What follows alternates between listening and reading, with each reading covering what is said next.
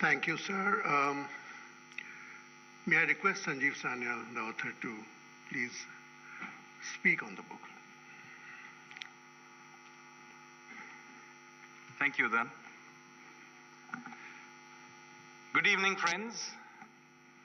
Let me begin by thanking the Honorable Union Minister of Home Affairs, Shri Amit Shah ji, for taking time from what I know is an extremely packed schedule to come today to help me launch this book. Let me also thank Samir Saran, dear friend, for agreeing to discuss this book a little later with me. Anant Padmanabhan and his team at HarperCollins for helping me put this book together, particularly Udayan and Swati, my editors. Ujjaini and Saurav for giving the final form to the book, including the cover. Aman for putting together this event. I'd also like to thank the many people who helped me with many anecdotes, family relics and so on for putting this book together. So let me thank also my cousin Saurabh Sanyal for photos and letters of his grandfather and of Raj Bihari Bose. Meenal and NMML archive team for helping me discover a box of guns of the Revolutionaries, which had been lying around forgotten in the archives here. In that box, incidentally, we found several rifles, bullets, some of which are shown on the cover, by the way, a Mauser pistol, and an unexploded bomb, which thankfully we diffused. All of this is now on display in the Biplobi Bharat Museum in Victoria Memorial in Kolkata. I would also like to thank Ashok Pal, who helped me. Where is he? Is he here somewhere? There he is. He went with me to Nadia in West Bengal, and we traveled across the district to many of the homes of some of these revolutionaries that are there in the book. Big thanks to Savitri Kankoji Soni, who a big thanks to her because she introduced me to the world of her father, Pandurang Kankoji, a remarkable character who was not only a person who was a revolutionary, who fought in many places, of all places, against General Dyer in Persia during the First World War, but is also remarkably the father of the Green Revolution. Finally, let me thank my wife Smita and son Dhruv for putting together the theme song using the third and fourth stanzas of Bande Mataram, which you just heard. As you can imagine, this particular book is quite emotional for me. In many ways, there are stories in here that I have grown up with because, as some of you will realize, several of these characters are related to me directly either through my mother's or father's side. But that's not the only reason I wrote this book. I wrote the book because I felt somehow, like many of you, that the story of India's freedom struggle is somehow incomplete. I always felt that. You get the impression from the official story that we Indians politely asked the British to leave and they left. That is not the entire story, unfortunately. There is another story of continuous armed resistance to the British going back to the 18th century. This book deals with the last 50 years of that resistance, and what a story it is of spies, of adventure, of assassination plots, of absolute treachery. So, quite apart from any nationalist feeling you may have, it's a fantastic story to read just because of the amazing adventures of these characters and amazing things that they were willing to do. Also, I thought it was important because although some of these people who put up this extraordinary resistance to the biggest empire on the planet, these events are, by the way, not a long time ago. This is not ancient events. These are events, some of which happened within living memory. So these names have not been forgotten. People still know the name of Raj Bihari Bose or Netaji Subhash Chandra Bose or Bhagat Singh, Ajit Singh and so on. But the impression you get from reading our textbooks is that they were individual acts of bravery that was somehow unconnected to the wider story. At best, they were a side story, got in the way of the main movement, which was the passive movement of non-violent resistance.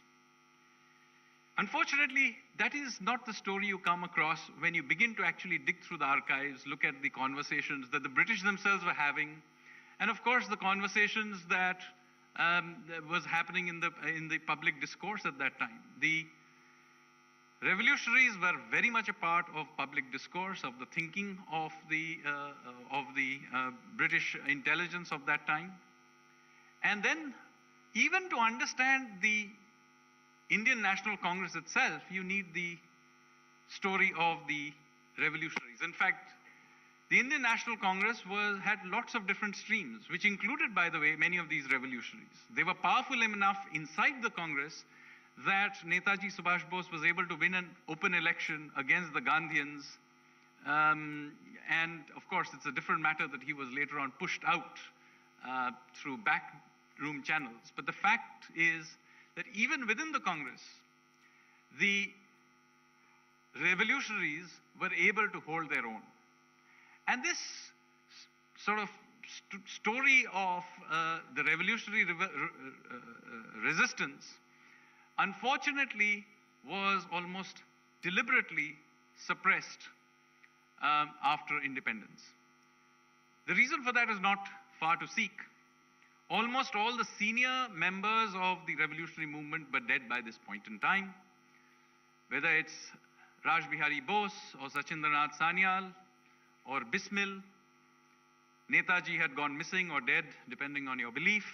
The fact is, when India became independent, there was no revolutionary leader of stature who could kind of be a part of the conversation.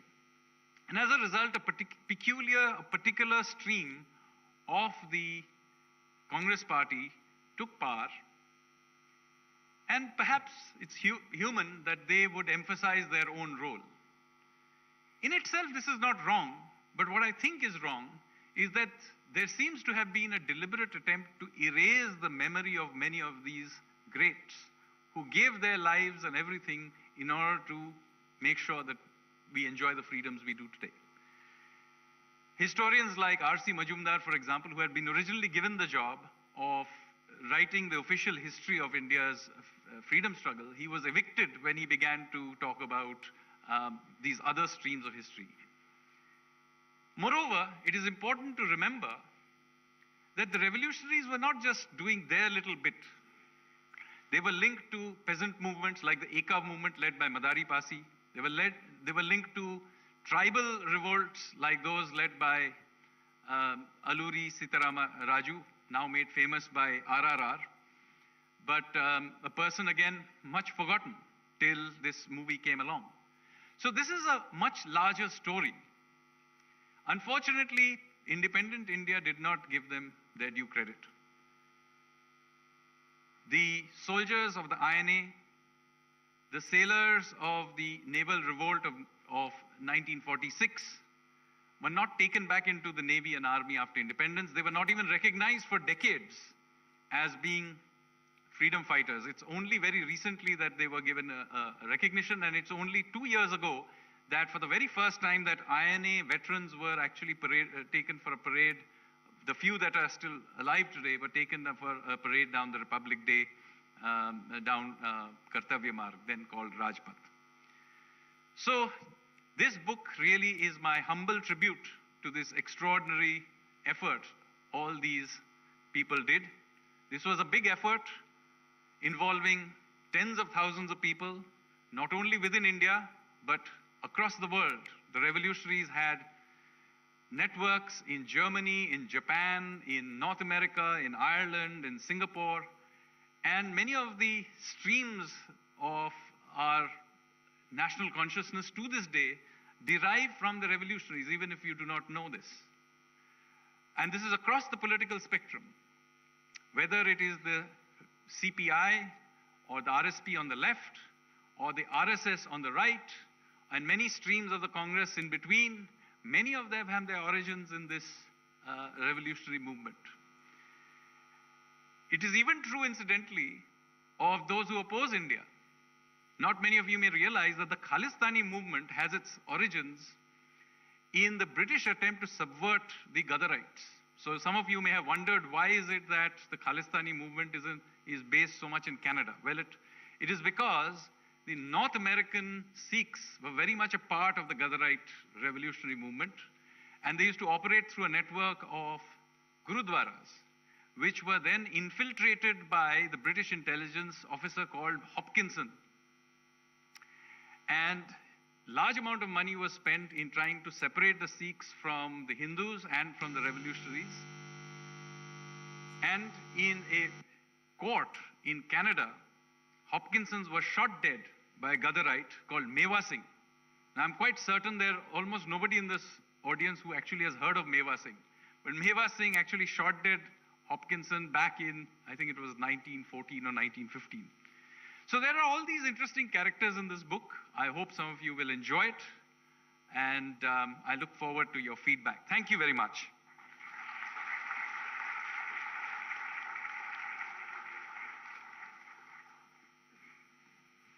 Thank you so much, Sanjeev. May I now please request the Honorable Home Minister, Shri Amit Shah ji, to address the gathering, please.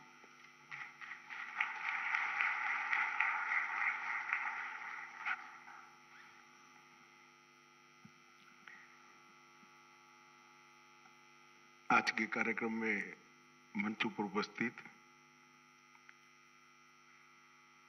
Shri Sanjeev Sanyal जी,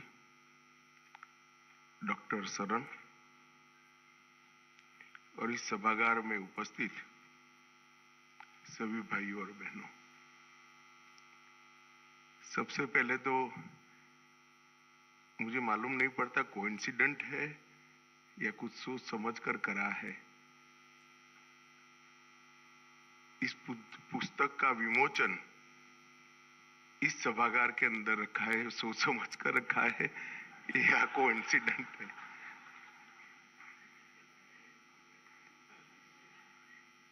मित्रों, आज लाल बहादुर शास्त्री जी की पुण्यतिथि है।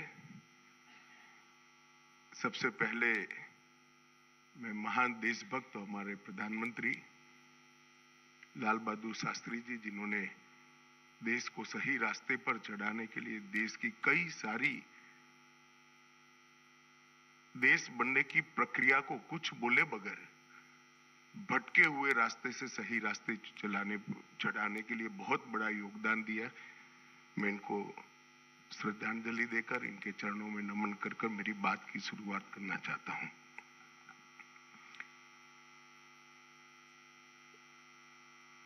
Revolutionaries, the other story of how India won its freedom.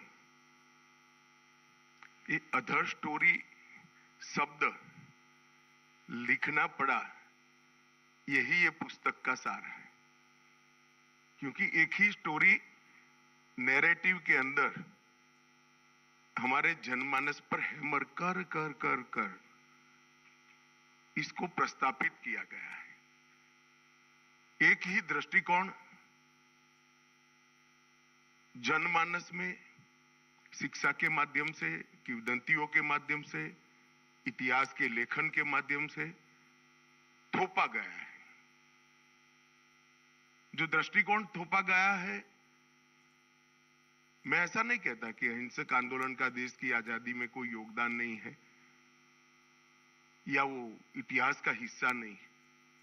वो बहुत मजबूत हिस्सा है और बहुत बड़ा योगदान है अहिंसक आंदोलन का।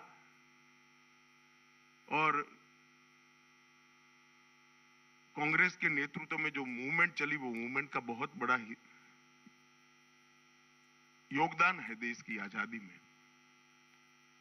परंतु और किसी का नहीं है, ये नैरेटिव ठीक नहीं है। और मुझे लगता है कि सन्याल जी का ये पुस्तक वो नैरेटिव में बहुत बड़ी दरार डालने का एक अन्य स्वतंत्र विचार को लोगों के सामने रखने का काम करेगा। ये बहुत उपयोगी है, कम से कम आने वाली पीढ़ियों के लिए। क्योंकि देश के आजादी का एनालिसिस अगर करते हैं तो ढेर सारे लोगों ने, ढेर सारे विचारों ने, ढेर सारे संगठनों ने और ढेर सारे मार्गों ने भी एक ही गंतव्य स्थान के पर जाने के लिए, एक ही लक्ष्य पर जाने के लिए प्रयास किया था। और वो सबका सामूहिक फल है हमारे देश को आजादी मिलना। इतिहास को बारीकी से पढ़ना और इतिहास का जो संदेश है वो आने वाली पीढ़ियों में सटीक तरीके से देना, ये हर पीढ़ी का दायित्व होता है। और मुझे लगता है कि संजीव सान्याल ने अपने दायित्व का बहुत अच्छे तरीके से निर्वहन किया है और आने वाली पीढ़ी के लिए एक नए नैरेटिव की शुरुआत हो, एक रचना हो, इसके लिए एक पीठिका तैयार करने का काम संजीव सान्याल ने किया है। मैं संजीव भाई को बहुत बहुत मित्रों, आजादी का अमृत महोत्सव है, उसका वर्ष है। 75 साल हो गए हमारी आजादी को। मोदी जी ने इस 15 अगस्त को पंच प्राण की बात की है। उसमें से विरासत पर गर्व और गुलामी की निशानियों से मुक्ति, ये दो महत्वपूर्ण पंच प्राण है, पंच प्राणों का हिस्सा है। जिस देश की नई पीढ़ी को और इवन वर्तमान पीढ़ी को अपनी विरासत पर गर्व नहीं होता है, वो कभी भी अपने देश को महान नहीं बना सकते हैं। और गुलामी के काल में प्रस्तावित हुई परंपराएं, मान्यताएं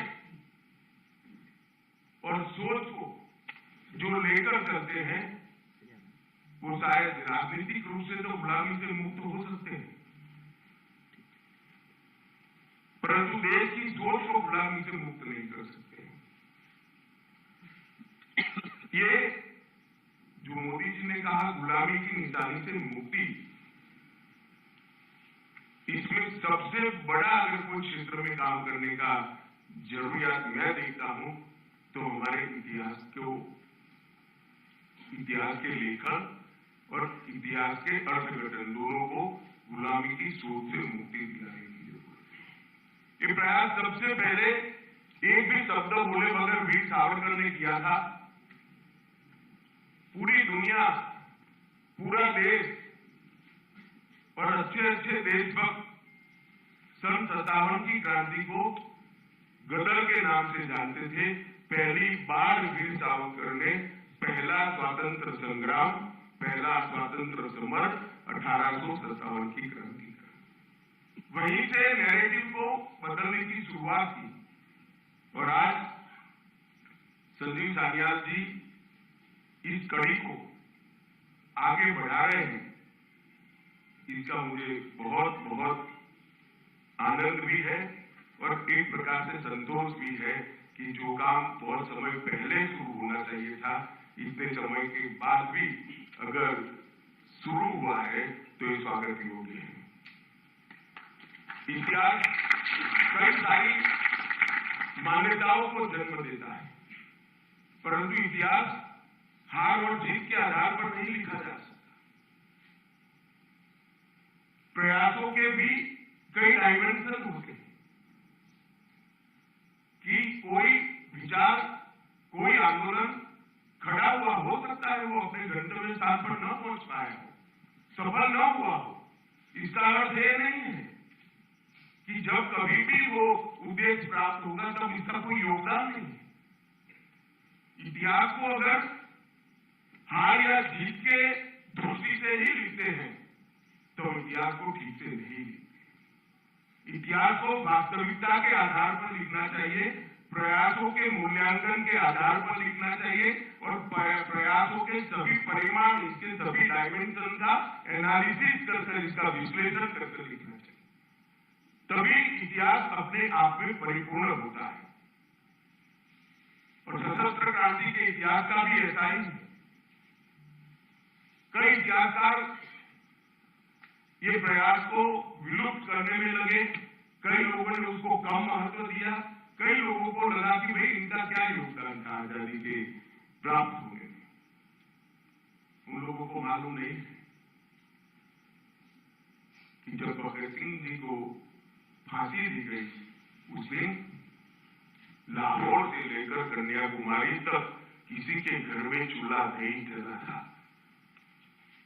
हर बच्चे के मन में एक आग धधकती थी। हर व्यक्ति के मन में कभी न जिसका दमन हो सके ऐसी देशभक्ति की ज्वाला जगाने का काम भगत सिंह की शहादत ने दिया। अगर आप भगत सिंह शहीद हो गए और देश आजाद नहीं हुआ इसके आधार पर ही इतिहास लिखते हैं तो ये मूल्यांकन ठीक नहीं है। मैं सिर्फ भगत सिंह जी के लिए नहीं कह रहा हूं, समग्र सशस्त्र क्रांति के योगदान को इसका मूल्यांकन करना है तो वो आइसोलेटेड नहीं किया जा सकता। मेरे जैसे कई लोग मानते हैं कि सशस्त्र क्रांति ने जगाई हुई देशभक्ति के ज्वाला के आधार पर ही कांग्रेस का आंदोलन सफल हुआ। मैं मानता हूं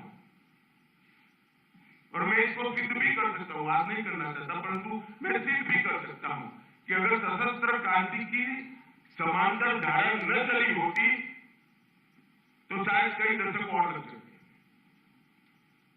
समग्र देश के अंदर बंकिम चंद्र चट्टोपाध्याय ने सिर्फ वंदे मातरम लिखकर चेतना को जागरूक किया था, क्या इसका कोई योगदान नहीं?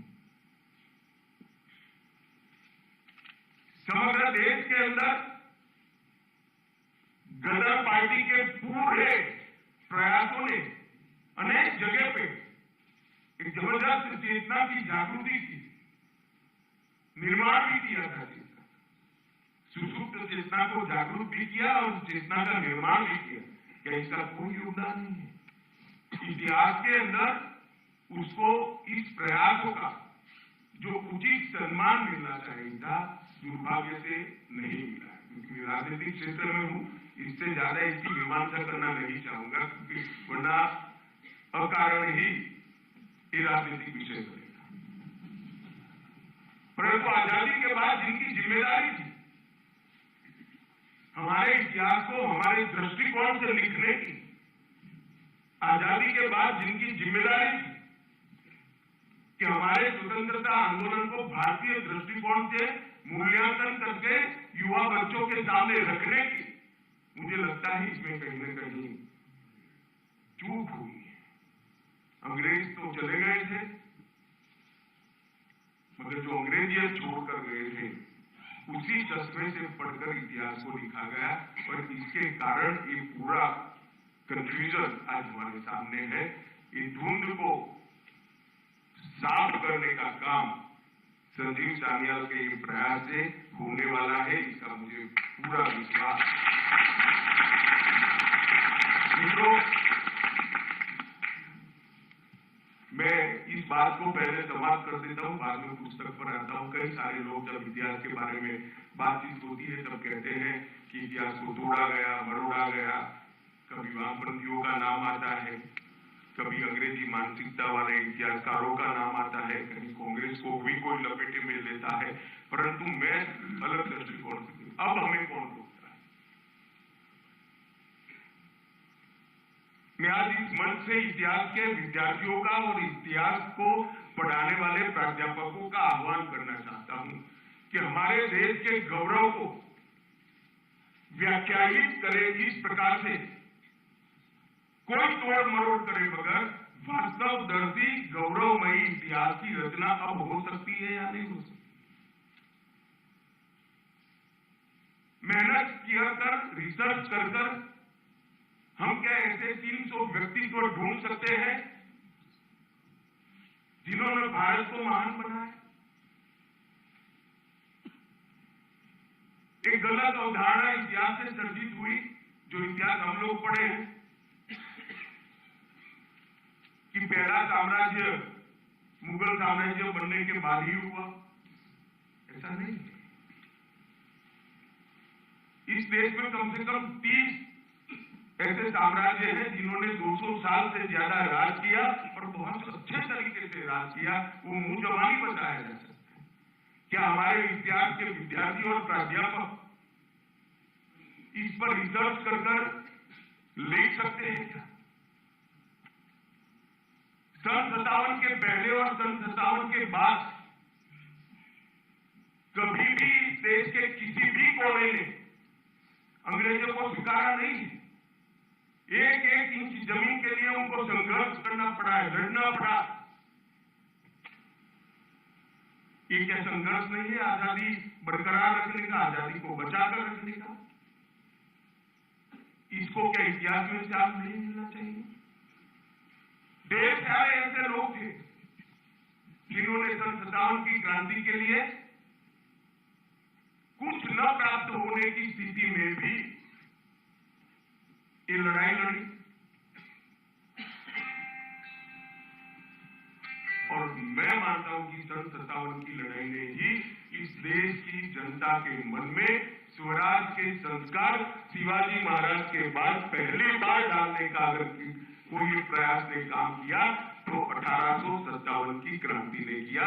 और वहीं से हमारी आजादी की लड़ाई की भूमिका वहीं से शुरू, इसकी नींव वहीं से डली गई। चाहे सशस्त्र क्रांति का इतिहास देखो या कांग्रेस का अहिंसक आंदोलन देखो, इसकी नींव ढूंढने जाएंगे तो 1857 की क्रांति के अंदर से ही निकलेगा। ये सब चीजों को समाहित करने की जिम्मेदारी, सच्चे ऐतिहासिक तथ्यों को देश की नई पीढ़ी के सामने रखने की जिम्मेदारी सिर्फ सरकार की नहीं हो सकती। मैं मानता हूं कि इतिहासकारों ने भी इसमें आगे आना चाहिए। सान्याल का भारत और भारतीयता का लिए जो जुनून है वो देखकर मैं कई बार सोचता हूं, एक बार मुझे मिलकर निकले नॉर्थ ब्लॉक में, मुझे विचार है ये व्यक्ति कभी निराश तो नहीं हो जाएगा, क्योंकि जो जुनून है वो अगर लंबे समय तक इच्छित परिणाम नहीं मिलता है तो निराशा में भी कन्वर्ट होता है। संजय भाई चिंता न करो, इस वक्त मैं आपके साथ खड़ा रहूंगा, निराश होने की कोई जरूरत नहीं।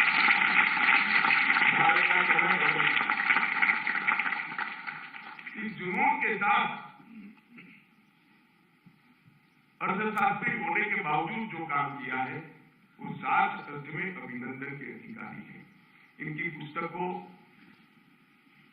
मैंने बहुत डिटेल नहीं पढ़ा है, मगर ऐसा कह सकता हूं कि कोई आप में से कोई पढ़ लेगा तो जितना बात करेगा उससे ज्यादा बात में करने की स्थिति में हूं, इतना तो पढ़ लिया।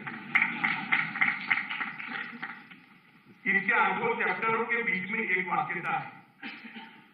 आप 8 चैप्टरों को अलग अलग करके नहीं देख सकते, और 8 चैप्टरों को पढ़ते वक्त बारीकी से पढ़ना, हर एक चैप्टर दूसरे चैप्टर से एक सूत्र के साथ जुड़ा हुआ है। मैंने तो बंद कर दिया है अभी सार्वजनिक रूप से लिखना, वरना मैं इस पुस्तक की विवेचना करता तो बहुत अच्छी करता है, इसका मुझे विश्वास है। ये 8 चैप्टरों के अंदर सिर्फ क्रांतिकारियों का वर्णन नहीं है,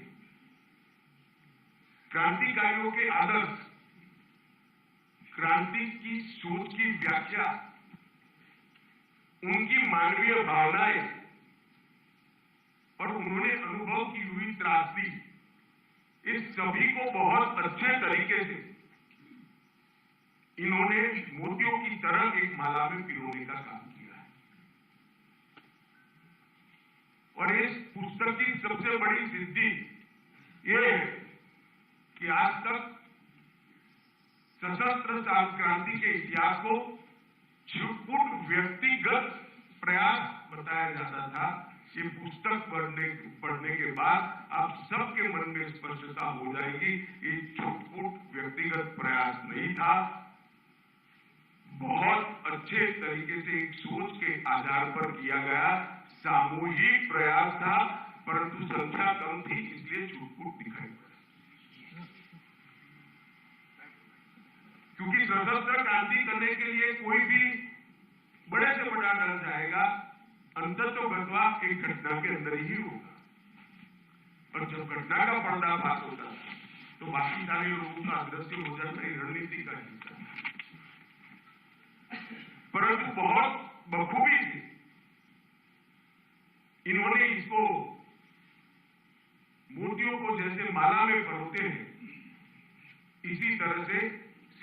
क्रांति के विचार को एक धागे में मोतियों की तरह पिरोने का काम किया है। दूसरे अध्याय में श्री अरविंद और वीर सावरकर इसके संबंध में लिखा है। ये दोनों ऐसे व्यक्ति हैं, एक ने सुस्पष्ट रूप से राष्ट्रवाद को जरा भी गालमेल करे बगैर व्याख्यायित करने का काम किया और दूसरे ने राष्ट्रवाद को अध्यात्म के साथ जोड़कर भारत ही विश्व गुरु बन सकता है, इसका विचार की शुरुआत। ये दोनों के बारे में मैंने भी बहुत कुछ पढ़ा है, मगर इन्होंने दो ही चैप्टर के अंदर इन दो के बारे में जो जानकारी दी है, बहुत अच्छी जानकारी है। उसको मैं रूपक में अगर बोलना चाहूंगा तो गागर में सागर की तरह सारी चीजों को इन्होंने समाहित किया है। चैप्टर 4 गदर आंदोलन के बारे में लिखा गया है और गदर आंदोलन आइसोलेटेड नहीं था, इसकी सारी शाखाओं को इन्होंने बहुत अच्छे तरीके विस्तृत रूप से वर्णित कर गदर आंदोलन उत्कृष्ट राष्ट्रभक्ति से निपजा हुआ एक सामूहिक प्रयास था। इसको सिद्ध करने का काम इन्होंने अध्याय 4 के अंदर किया है। 5वां अध्याय काला पानी पर लिखा है, जो भारत के आजादी के इतिहास का तीसरा स्थान है। अंडमान की सेल्युलर जेल और वहां की दी गई मानवीय यातनाएं देखकर मैं कई बार सोचता हूं कि पश्चिम के देश कैसे ह्यूमन की बात कर सकते हैं और किनको सिखा रहे हो। जो कोई भी हमें भाषण देता आता है, उसको एक बार सेल्युलर जेल की मुलाकात करनी। अनेक प्रकार के देश के अनेक हिस्सों से पकड़े गए स्वतंत्र सेनानी क्रांतिवीरों को एक ही जगह पे रखा गया और अगर सेल्युलर जेल के अंदर जो क्रांतिवीरों की सूची है उसको भी आप लिखोगे तो मालूम पड़ जाएगा आइसोलेटेड प्रयास नहीं था। पूरे देश का नक्शा वहीं पर बन जाता है। वो जेल में आज भी एक महिला कर्मी है, उसने हर जेल से आए हुए आजादी के लड़ाकों का नाम लिया, प्रदेश दिया और उसको जोड़कर पूरे भारत का नक्शा बनाया। एक भी प्रदेश बाकी नहीं। भारत के हर प्रदेश से कोई न कोई कभी न कभी सेल्युलर जेल के अंदर गया है। सेल्युलर जेल में वही जाते थे जिनको मारने से ज्यादा नुकसान होता था, कोई उसको जिंदा रखने के लिए नहीं भेजते थे और जिंदा रखने का कोई मतलब ही नहीं रहता था, ऐसा जीवन वहां देते थे। तो इतना बड़ा प्रयास करने वाले व्यक्ति हर प्रदेश से आए, वो ही बताता है कि सशस्त्र क्रांति आइसोलेटेड एफर्ट्स नहीं था, व्यक्तिगत पराक्रम नहीं था, एक सोची समझा आंदोलन था जो देश को आजाद करने का बहुत अच्छा प्रयास था। 6वें अध्याय में हिंदुस्तान रिपब्लिक एसोसिएशन के बारे में लिखा है। अंतिम 2 चैप्टर चटगांव शस्त्रागार के छापे और नेताजी की लड़ाई के बारे में लिखे हैं। मैं अभी भी कहता हूं, पढ़ते वक्त आप ध्यान रखना, हर एक चैप्टर दूसरे चैप्टर के साथ जोड़ने का सूत्र इसके अंदर रखा हुआ है। रखना तो क्या है ही, परंतु इसका वर्णन किया है। और 8 चैप्टर को अगर आप एक ही चैप्टर मानकर पढ़ते हो तभी आपको मालूम पड़ेगा कि सशस्त्र क्रांति की अवधारणा क्या थी और सशस्त्र क्रांति करने वाले स्वभावगत हिंसा के पथ के अनुयायी नहीं थे।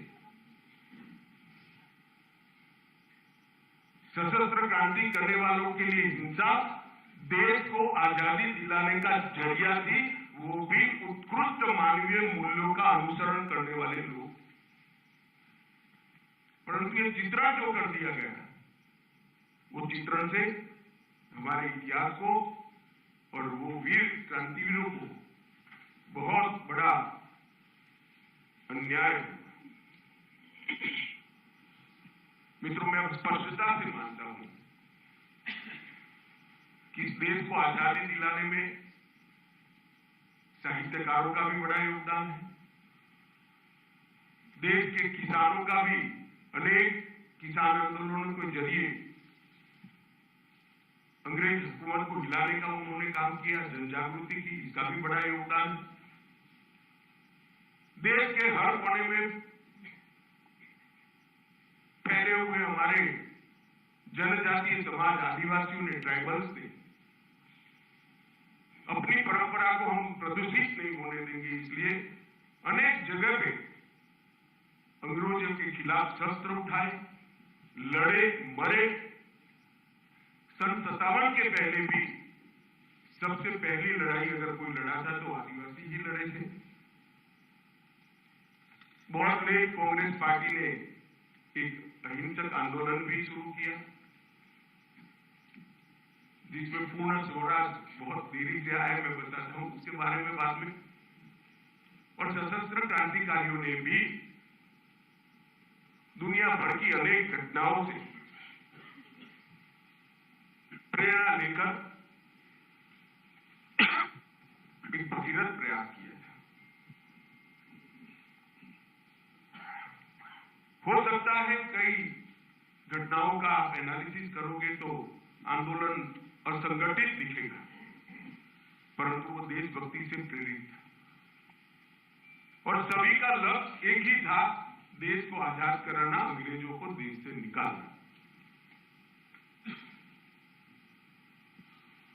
और आप इस पुस्तक को ध्यान से पढ़ोगे तो आपको मालूम पड़ेगा 1923 में ही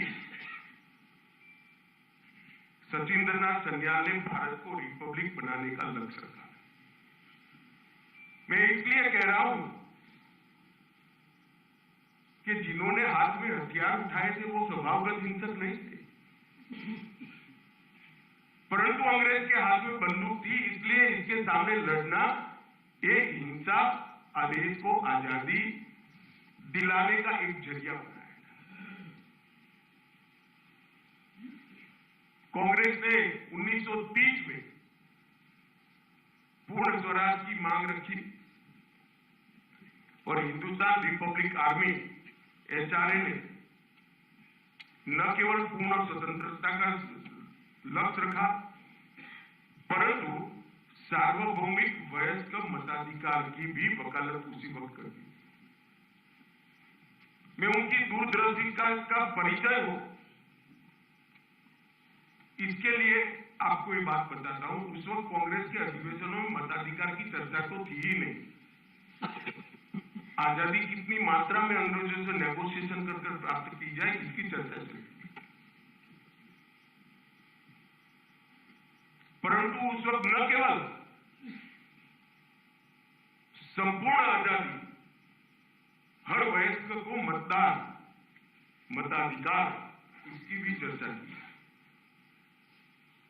और 20वीं सदी में ही शुरुआत में 1909 में वीर सावरकर ने कहा था, अगर सशस्त्र क्रांति को सफल होना है तो इसका अखिल भारतीय स्वरूप तय करना पड़ेगा।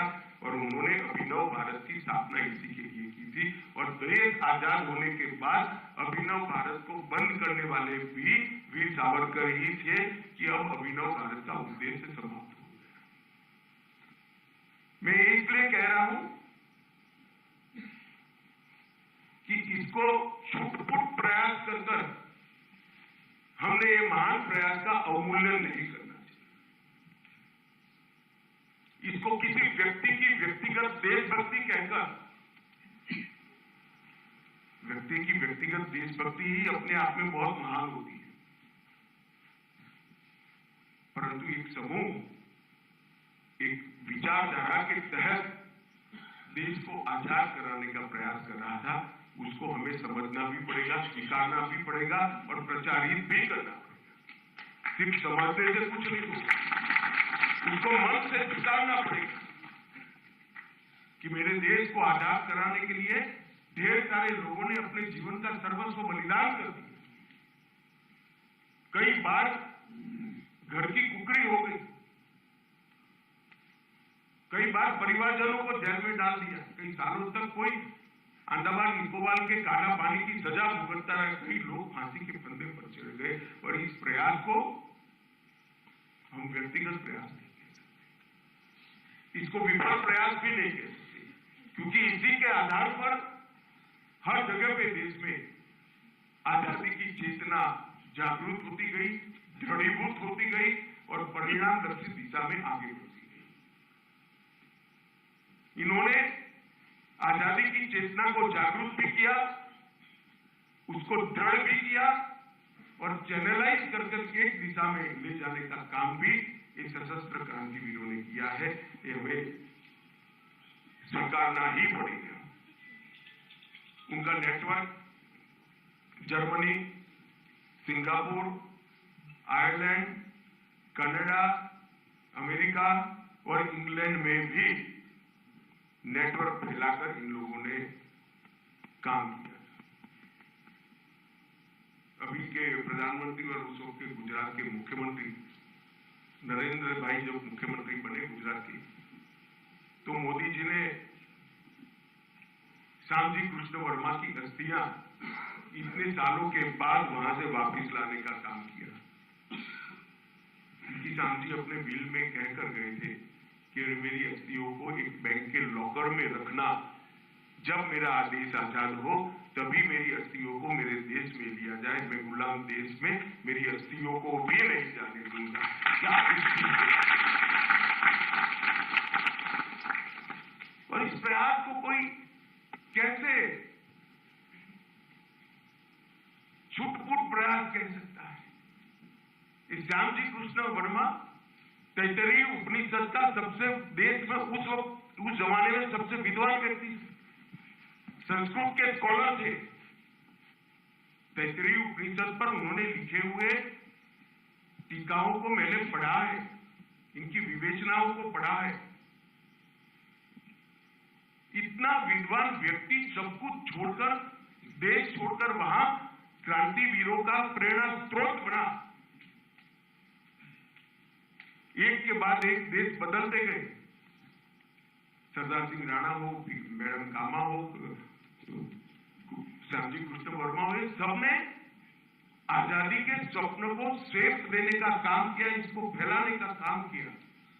और सावरकर जैसे लोगों ने जमीन पर लड़ाई लड़ने का काम किया। ये प्रयास ना सोच के बगैर का था, ना असंगठित था, ना असफल था। ये प्रयास एक सोची समझी विचारधारा के आधार पर किया गया प्रयास था। ये प्रयास संगठित प्रयास था और इस प्रयास ने सफलता जो मिली, इसमें बहुत बड़ा योगदान दिया है, इसको कोई नकार नहीं सकता। और ये बात आज सन्याल के पुस्तक से नई पीढ़ी के हाथ में जाएगी। मैं एक वाक्य बोलना चाहता हूं, मैं एडवांस में ही कह देता हूं, मीडिया है वाक्य मेरा नहीं है, तो मुझसे न चिपका है।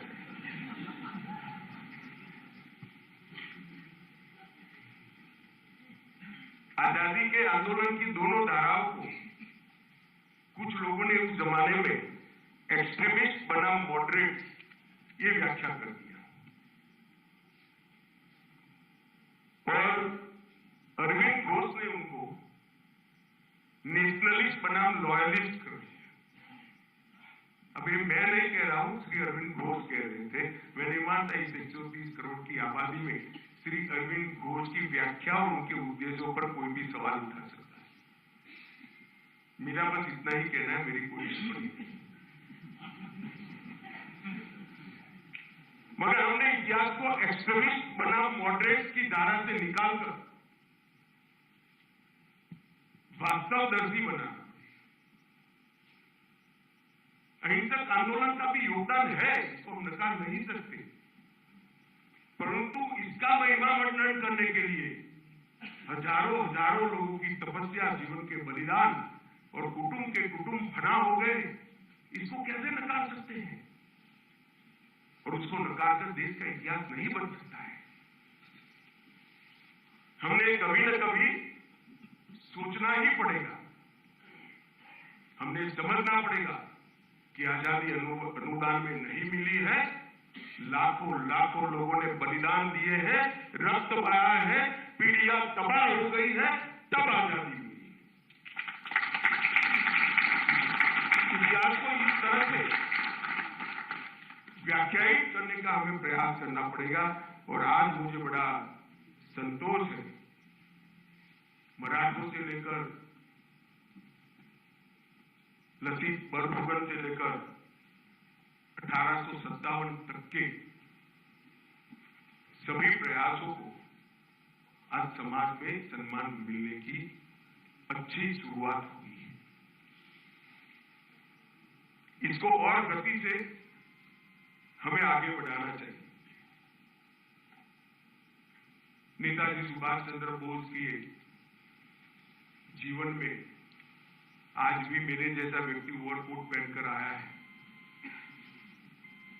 कड़कड़ाटी -45 डिग्री टेम्परेचर में कलकत्ते से निकलकर वाया अफगानिस्तान, रसिया होकर कोई बर्लिन पहुंचता है, वो व्यक्ति की देशभक्ति को अब कैसे नकार सकते हो?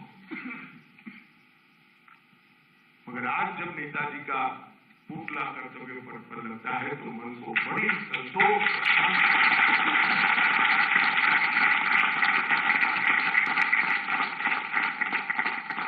बड़ा संतोष होता है।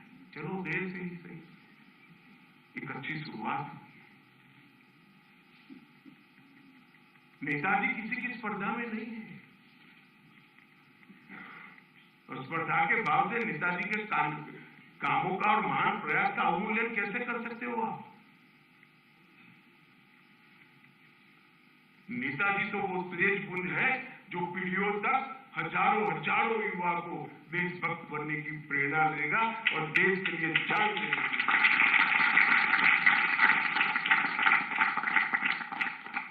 आईएनए का पूरा प्रयास मैं बहुत स्पष्ट रूप से मानता हूं, मैं भी इतिहास का विद्यार्थी हूं, स्पष्ट रूप से मानता हूं कि इसको जितना सम्मान और स्थान देश के इतिहास में मिलना चाहिए था वो नहीं मिला। जैसे भी मैंने पहले कहा, आज देश का युवा अपनी रुझान को बदला है, देश की मान्यताएं भी बदल रही है। इन क्रांतिकारियों का प्रेरणा स्रोत, प्रेरणा स्थान कहां से आता है? निश्चित रूप से ही शिवाजी महाराज, महाराणा प्रताप, ललित बरफुगन, गुरु गोविंद सिंह जी, वीर दुर्गादास राठौड़, वहीं से आता है। और आज देश का युवा इस दिशा में सोचता भी है, इसको स्वीकारता भी है। ये सारे क्रांतिकारियों ने मैजिनी और गैरिबाल्डी से तो, क्योंकि उस जमाने में से तो सीखा ही सीखा, प्रेरणा ली, इसमें कोई आपत्ति नहीं। देशभक्ति की प्रेरणा दुनिया के किसी भी कोने से मिलती है तो लेनी चाहिए और इसको सैल्यूट करना चाहिए। परंतु इसके साथ साथ हमारे यहां भी एक बहुत बड़ा इतिहास पड़ा है, देश के लिए सालों सालों तक के संघर्ष करने वाले लोगों का इतिहास पड़ा है। वो ही हमारे क्रांतिवीरों के प्रेरणा स्रोत थे। भगत सिंह को जिन्होंने ध्यान से जो कुछ भी लिखा है, उन्होंने जो कुछ भी उपलब्ध है पढ़ा होगा, तो सावरकर की सन 57 की स्वतंत्रता संग्राम की पूरा प्रस्तावना उनके स्टेटमेंट का हिस्सा है। ऐसे ही एक्सीडेंटली नहीं होता है कि उस वक्त वो प्रतिबंधित पुस्तक थी, मगर उस पुस्तक से प्रेरणा लेने का मतलब है प्रतिबंधित पुस्तक को ढूंढा गया, पढ़ा गया और उसको अपनी प्रेरणा का स्रोत। ये बहुत बड़ी बात है। और जब भगत सिंह जी को फांसी लगाई गई, तब सावरकर ने मराठी में फटका कर एक प्रकार का काव्य होता है, इसमें लिखा था, हा भगत सिंह हाय हा, तुम हमारे लिए ही फांसी जा रहे हो, राष्ट्र रण में चौथे ही खीर रहे हो। अंडमान निकोबार की जेल में बैठा हुआ व्यक्ति ये रिएक्शन दे रहा है। मित्रों, ये मैं इसलिए कहना चाहता हूं कि पूरा समय अंडमान निकोबार की जेल में निकालने के बाद बाहर हुए सावरकर अगर ये लिखते हैं तो हमें होना चाहिए कि ये सब कोऑर्डिनेटेड एफर्ट से, एक ही विचार से बनते हुए एफर्ट्स। और इन नैरेटिव को कुछ लोगों ने कुछ समय के लिए दबा कर रखा है, मगर मैं इन लोगों को कहना चाहता हूं, इतिहास बड़ा क्रूर होता है। इतिहास को कोई तोड़ भी नहीं सकता, मरोड़ भी नहीं सकता। इतिहास घनघोर अंधेरी रात्रि में बिजली की भांति चमकता है, भले सैकड़ों वर्ष के बाद हजारों सूर्य जितना दैदीप्यमान होकर बाहर आता ही है और उसको स्वीकार करना ही पड़ता। हमारे देश के स्वतंत्रता संग्राम के इस इतिहास को कोई दबा नहीं सकता, कोई लुप्त नहीं कर सकता, कोई छिपा नहीं सकता।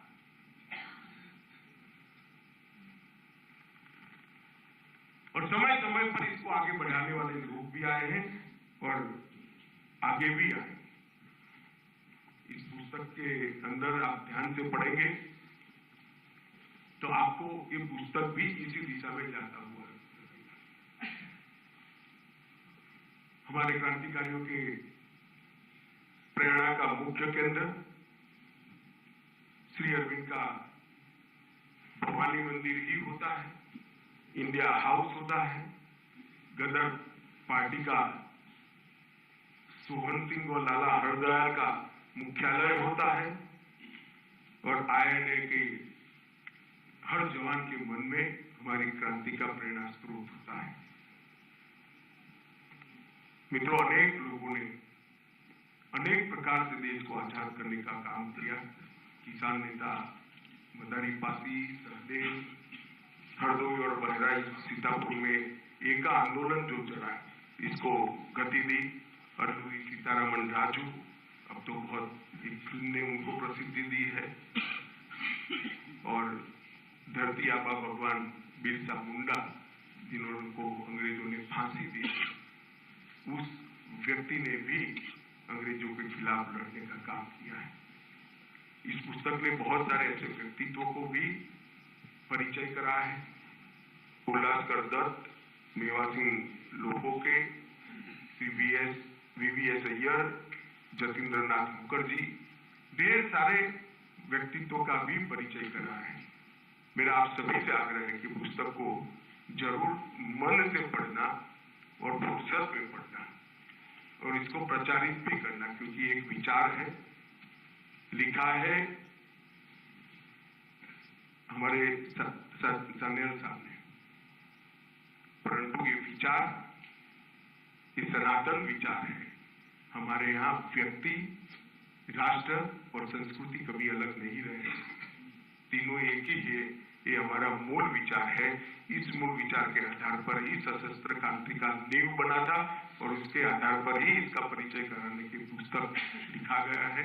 मुझे दिए हुए समय से मैं थोड़ा ज्यादा बोला हूँ, इसलिए आप लोगों का बहुत समापना के साथ और फिर से एक बार सचिन भाई को बहुत बहुत बधाई और शुभकामनाएं देकर मेरी बात को समाप्त करता हूँ।